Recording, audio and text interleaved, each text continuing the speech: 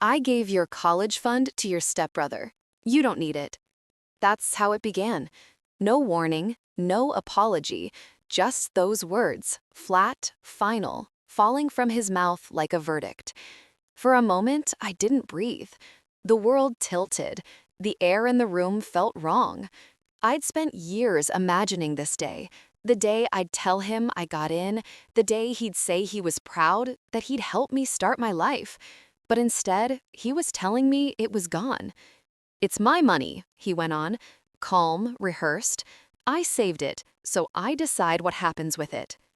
Claire was standing behind him, her nails tracing the rim of a wine glass. She didn't even try to hide the smirk. You can get a loan or something, she said. Or work harder. You're good at that. Work harder. The phrase hung in the air, sour and metallic, as if years of late shifts, scholarships, and skipped meals hadn't been enough. I wanted to speak, to ask why, to remind him whose name was on that account, but the words stuck, my throat locked. The only thing that came was a sound halfway between a laugh and a gasp. He went back to the paperwork on his desk like I wasn't there. Claire's perfume filled the space between us, that artificial floral scent that made me feel sick. It was over. Just like that. I left before they could see me break. The hallway blurred as I walked. My legs moved, but my mind stayed behind in that office, trapped in the echo of his voice. I gave your college fund to your stepbrother. You don't need it. Luke. Of course it was for him. The miracle child. The one who couldn't pass a class without help. The one who never worked for anything because someone always cleaned up his mess. By the time I reached my room, my hands were shaking so hard I could barely close the door. The air was heavy, like the whole house was listening. I sat on the floor, back against the wall, staring at the mess of acceptance letters spread across my desk. Every single one suddenly felt like a lie. I'd earned them on my own, no help, no favors, and still, it wasn't enough. There's a sound people make when they finally understand they've been used. It's not a scream. It's quieter, a kind of hollow exhale that comes from somewhere deep in the ribs. I didn't recognize it at first, but it came from me. Downstairs, I could hear laughter. Hers, his, Luke's. The sound crawled under my skin. I picked up the nearest letter, the one from the university I'd dreamed of since I was 15. The paper trembled in my hands. All I could think about was how many hours I'd worked to prove I was worth it. All for nothing. My chest tightened. I felt like I was choking on invisible hands. How could he do that? His own daughter. I tried to tell myself there had to be a reason. Maybe Luke needed surgery, maybe they were in debt, something, anything, to make it make sense. But I already knew the truth. It wasn't about need, it was about choice. He chose them, again. Hours passed, or maybe minutes. Time didn't work right anymore. When I finally walked downstairs, the lights were low, the house silent, except for the faint clink of a fork on a plate.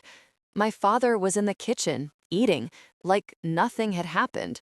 He looked up once, met my eyes, then went back to his food. That was worse than yelling, worse than cruelty. It was indifference. I stood there, waiting for him to say something, to take it back. But he didn't. He just said, "You'll figure something out," and kept chewing. Something inside me snapped, not loudly, not like glass breaking, but quietly, like a thread stretched too tight, finally giving way. I turned and walked out the back door. The night was cold.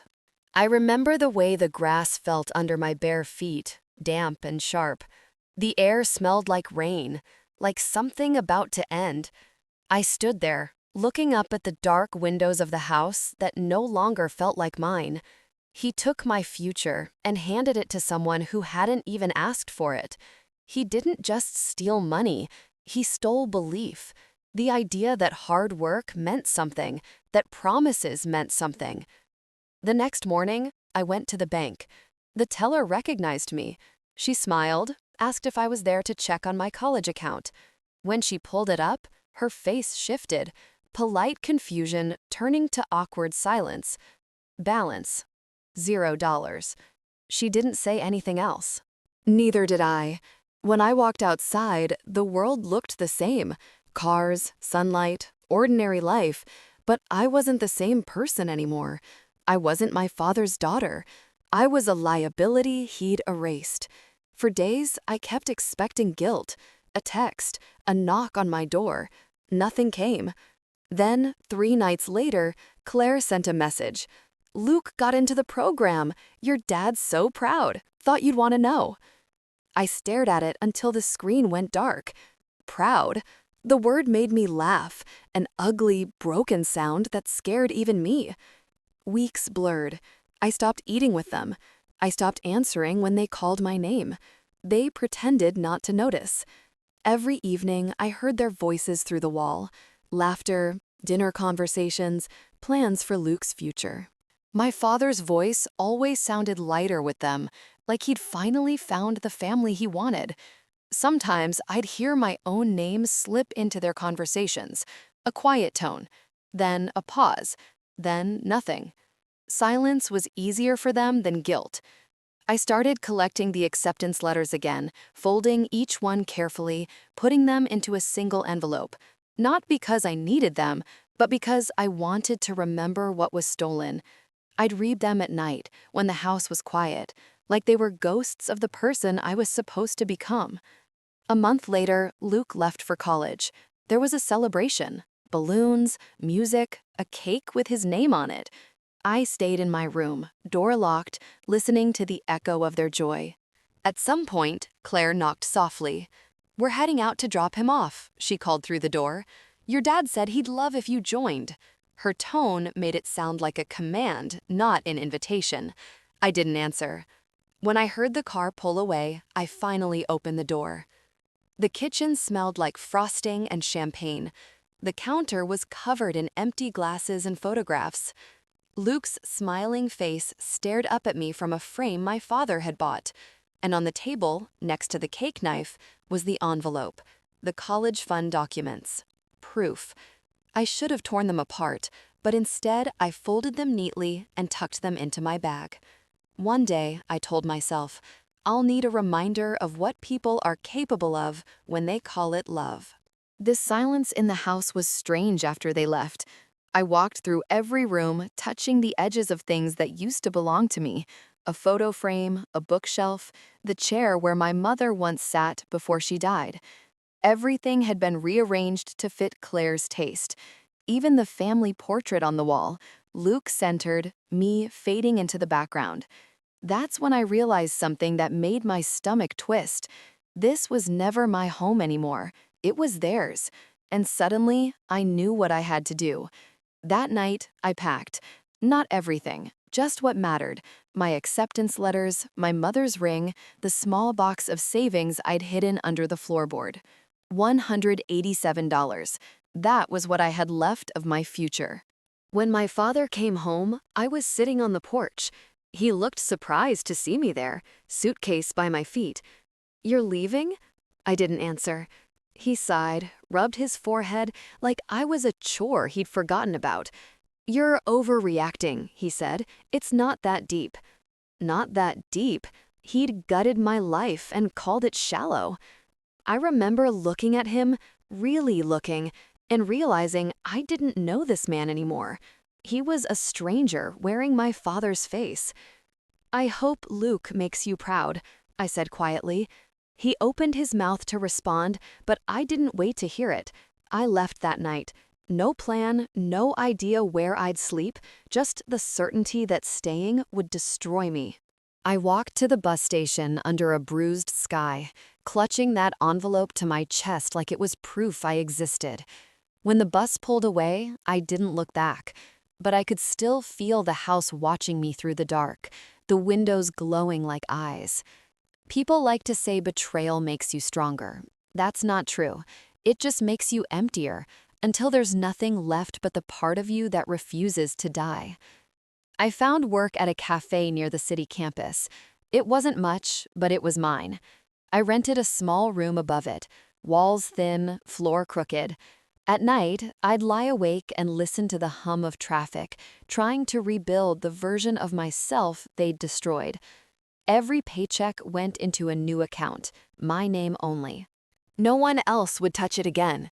Sometimes I caught myself thinking about him, about what he'd tell people.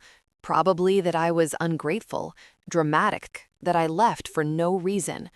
That's the thing about people who betray you, they always rewrite the story so they can live with themselves.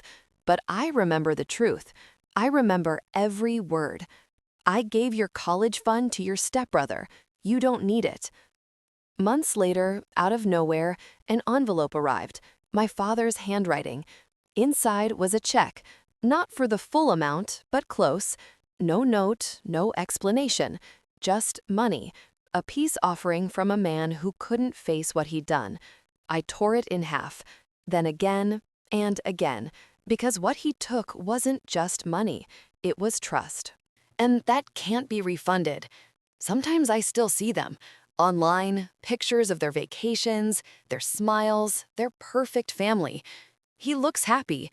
I'm glad, I think. But not for him, for me. Because the worst part of losing everything is realizing you survived it. And once you've done that, there's nothing left to fear. Still, late at night, I dream of that office, the papers, the way he didn't even look at me, the words that cracked the foundation of everything I believed. And in those dreams, I finally say what I never said then. You didn't just take my future. You taught me what it costs to stop needing you. Then I wake up, breathing hard, heart steady. The fund is gone, but so is the girl who begged for her father's love. And that, I think, is the only thing he can never take back. 5 years passed before I heard from him again. 5 years of silence. No calls, no birthdays, no apologies. Just emptiness where a family used to be. In those years, I became someone else. Someone sharper, colder, freer. I finished college on scholarships and night shifts, graduated top of my class, got a job that paid enough to make rent feel irrelevant. Now I wake up in a high-rise apartment with floor-to-ceiling windows and more space than I ever dreamed of. I built all of it alone, piece by piece, brick by brick, the way a survivor builds armor. Sometimes I think about how he once said, "You don't need it." He was right, just not in the way he meant. The message came on a Sunday morning, unknown number. "We'd love to see you, sweetheart. It's been too long." The word "we" made my stomach turn. We, him and Claire? I stared at it for a long time, the sunlight sliding slowly across the marble counter. I almost laughed.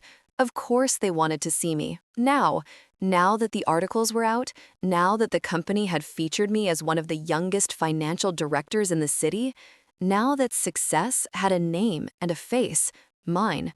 Funny how love always finds its way back once you've made it. I didn't reply at first, but curiosity is its own poison. So I waited 2 days, then texted back a single line. When and where. They picked a restaurant. Expensive, predictable, performative. The kind of place where people like Claire felt at home pretending. When I walked in, they were already seated. He'd aged.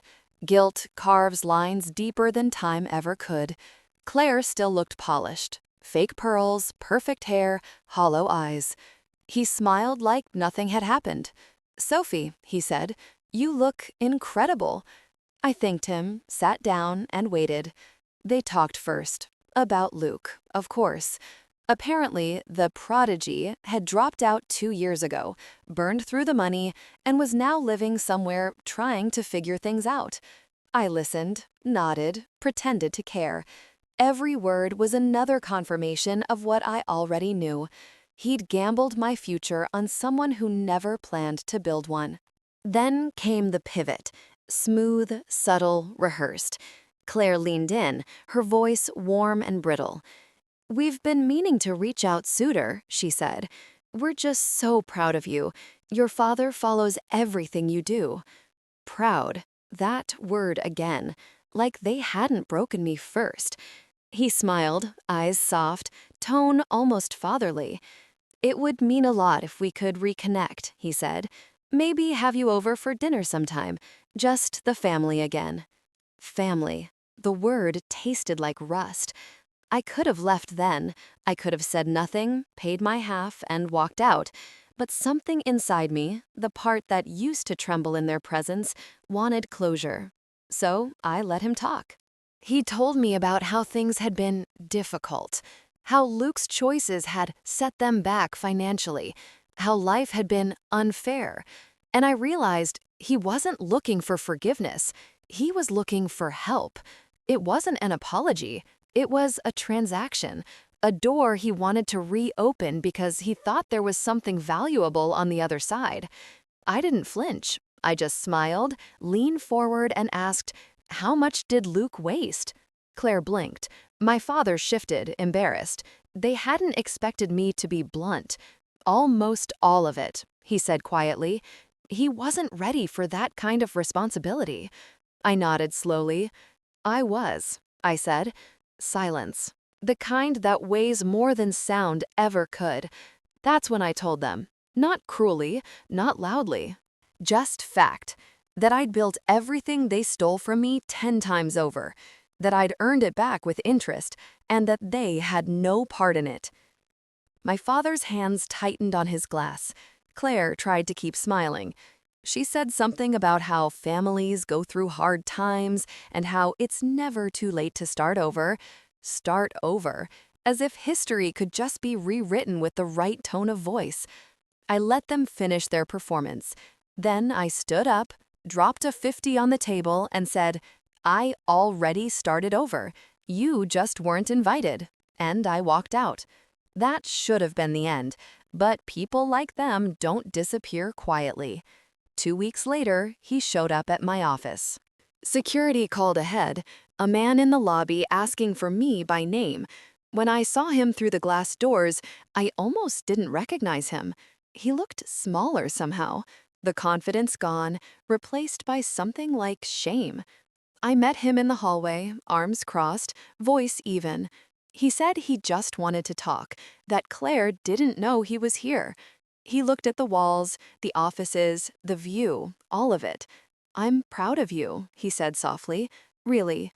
I wanted those words to mean something, but they landed empty, like everything else he'd ever said. Then came the truth he couldn't hide behind kindness. He needed money.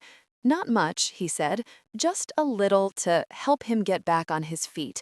I didn't get angry. I didn't cry. I just watched him talk, realizing I'd become exactly what he once thought I couldn't, independent enough to say no. And I did.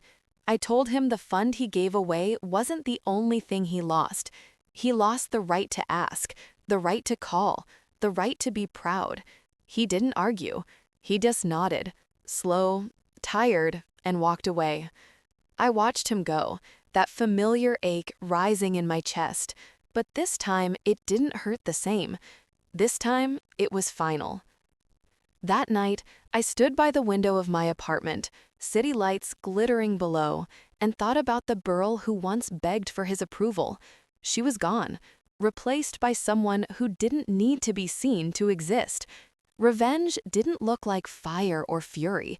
It looked like peace, success, silence. Because the best revenge is always the life they said you'd never have.